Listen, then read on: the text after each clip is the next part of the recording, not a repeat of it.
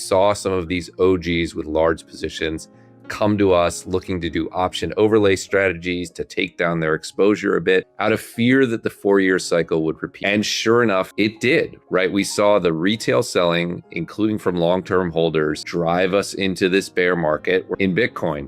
A lot of the OG investors made a huge amount of money. They got Bitcoin this far. Congratulations. They want to diversify their portfolio. That's creating some sell pressure, as Jordy Visser and others showed. It's being replaced by this institutional community. That's a much larger pool of capital. The fundamental case for Bitcoin in terms of worries about fiat currency are stronger than ever. In terms of the world being more digital is stronger than ever. That's going to take that up and to the right. As institutional money pours into crypto, one uncomfortable reality has become impossible to ignore. Retail investors still hold the power to shape market cycles. Matt Hougan is one of the world's leading experts on crypto, ETFs, and financial technology. He is global head of research for Bitwise Asset Management, creator of the world's first cryptocurrency index fund. Matt Hougan reveals that one of the most important lessons from the current crypto market cycle is that market psychology can outweigh even the most sophisticated analysis. While many industry participants correctly anticipated the continued rise of institutional adoption, the expansion of stablecoins, and the growing influence of tokenization on the global economy, they underestimated the enduring impact of retail investors on crypto market dynamics. According to Hougan, institutional investors, including financial advisors, family offices, and sovereign wealth funds, have largely moved beyond the traditional 4-year crypto cycle and are building long-term strategic positions in digital assets. However, he acknowledges that focusing primarily on institutional sentiment created an analytical blind spot. Approximately 2/3 of crypto assets remain in the hands of retail investors, whose belief in historical market cycles effectively turned the 4-year cycle into a self-fulfilling phenomenon, contributing to the recent market downturn. Despite this, Hougan remains optimistic about the long-term outlook for digital assets. He argues that blockchain-based financial infrastructure represents a significant investment opportunity because it is attempting to modernize a global financial system valued at roughly $650 trillion while operating within a market worth only a few $100 billion. He also notes that the scale differential between stablecoins and traditional banking flows suggests that institutional adoption will likely follow a different path than retail experimentation, with capital preservation, regulatory compliance, and operational efficiency becoming the primary drivers of large-scale financial adoption. The future of crypto may be uncertain, but the opportunities and lessons have never been clearer. If you enjoyed this analysis, be sure to like, subscribe, and share for more market insights. The people we speak with, the institutional investors, they see this as a decade or 2-decade long trade, and there's nothing that's broken fundamentally about Bitcoin. It's still the only way to store money in a digital format without a government or a bank. Governments are still printing more debt. They're still building deficits. There's no sign that that's reversing. Yes, Kevin Warsh is maybe a little bit more hawkish than people expected, but it's not stopping the train, to use Lynn Alden's term, right? This is still up and to the right. So they aren't fundamentally questioning it. A few people raise concerns about quantum, and I actually agree that the Bitcoin development community needs to lay out a clear roadmap on how it's going to deal with quantum, but that's not any different from past pullbacks, right? There were concerns about Tether. There were concerns about FTX. There were concerns about custody. The feeling of sort of despair and apathy, and this time it's over, that comes with every market cycle. So from my perspective, nothing fundamentally has broken on crypto. And from the people I speak with, nothing fundamentally has broken on crypto. And you can see this in the institutional announcements that we're seeing from large firms. BlackRock launching a new fund, Morgan Stanley, launching a Bitcoin ETF, Charles Schwab talking about direct access to this space.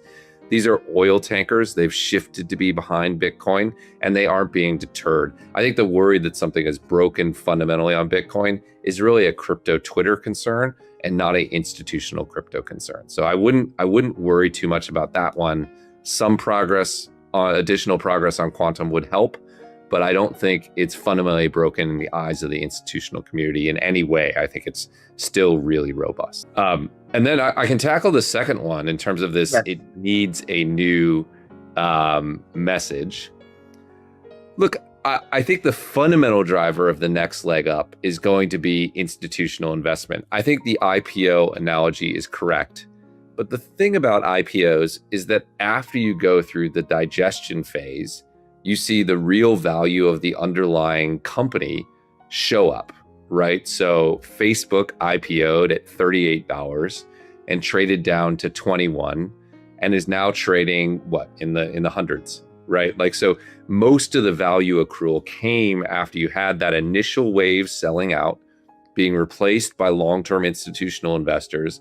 And then the fundamental value of the asset took over and lifted it up and to the right. We're probably going to see the same thing on SpaceX right now, right? A lot of insiders wanting to come out, but long-term, that's a phenomenal business. Long-term revenue, profits, and earnings will drive it higher.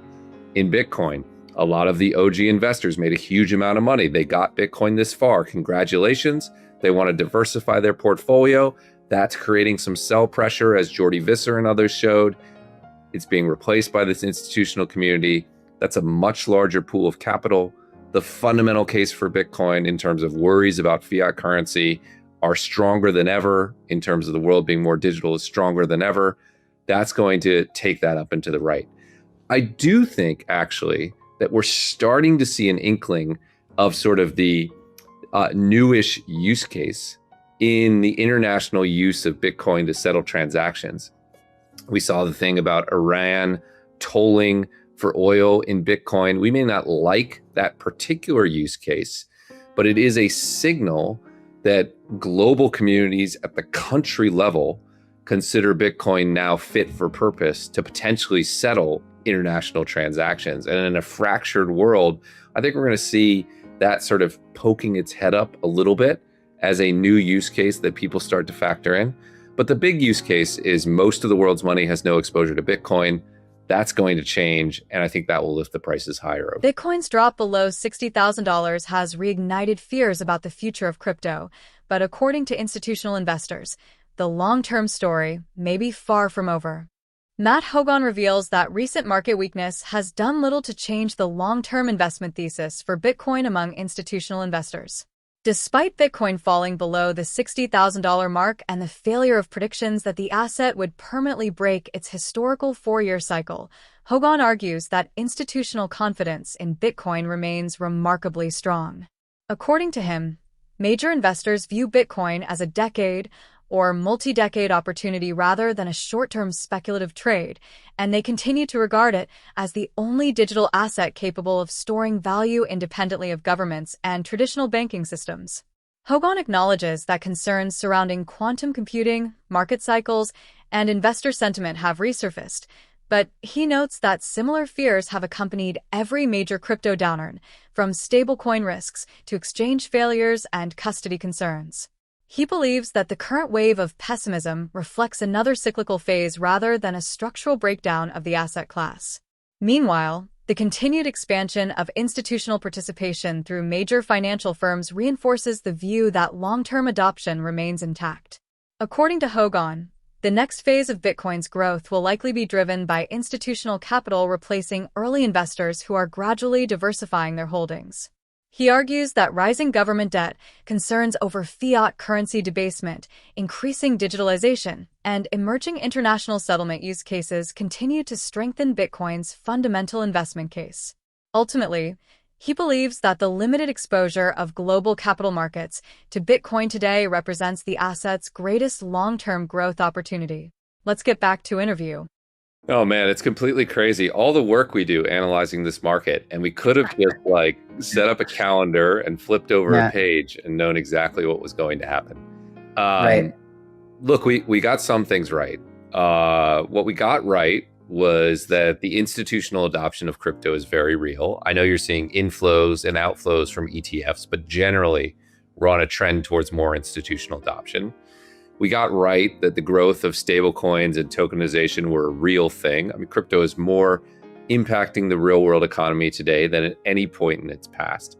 The thing that I missed, the mistake that I made, I was a victim of my own echo chamber, which is I spend all my time talking to financial advisors, family offices, institutions, sovereign wealth funds, and they were out of the 4-year cycle. They were building a position in crypto, and they're going to be doing that for the next 10 years. And that is just true. And it continues to be true. Every day, I still have conversations with this group. They are still allocating to the space.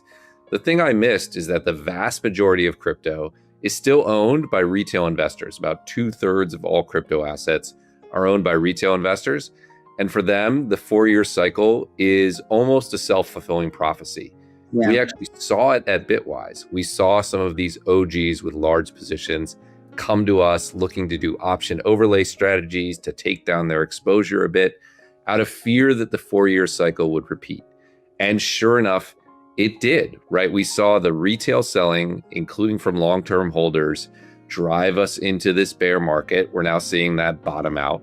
But that was the big mistake I made. I ignored the fact that the majority of crypto was owned by OG investors and retail. And I was speaking mostly to the institutional crowd, and they were bullish. And I let that color my thinking. Is that if you look at the part of crypto that's trying to reinvent traditional finance, which is everything excluding Bitcoin and maybe Litecoin, Zcash, a few of those other assets. If you look at the rest of the layer one and application layer, it's a very small market. It's like a couple $100 billion.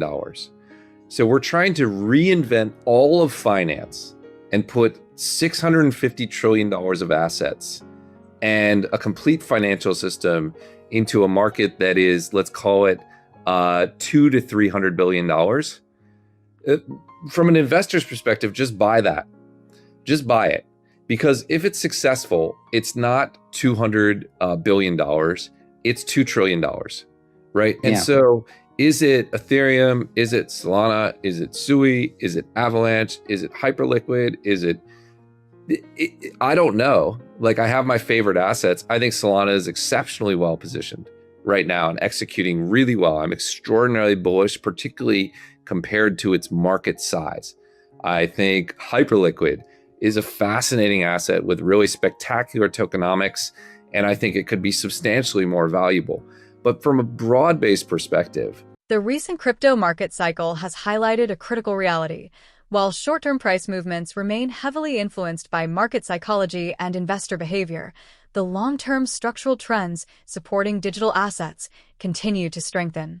Institutional adoption is advancing steadily, supported by growing interest in tokenization, stablecoins, and blockchain-based financial infrastructure. At the same time, Bitcoin's core value proposition as a scarce, decentralized, and non-sovereign store of value remains intact despite recurring market cycles and periodic waves of pessimism. As early investors gradually reduce their exposure, a much larger pool of institutional capital appears poised to play an increasingly important role in shaping the next phase of market growth. Combined with rising concerns about sovereign debt, fiat currency stability, and the continued digitalization of the global economy, these developments suggest that digital assets may still be in the early stages of a much broader and longer-term transformation of the global financial system.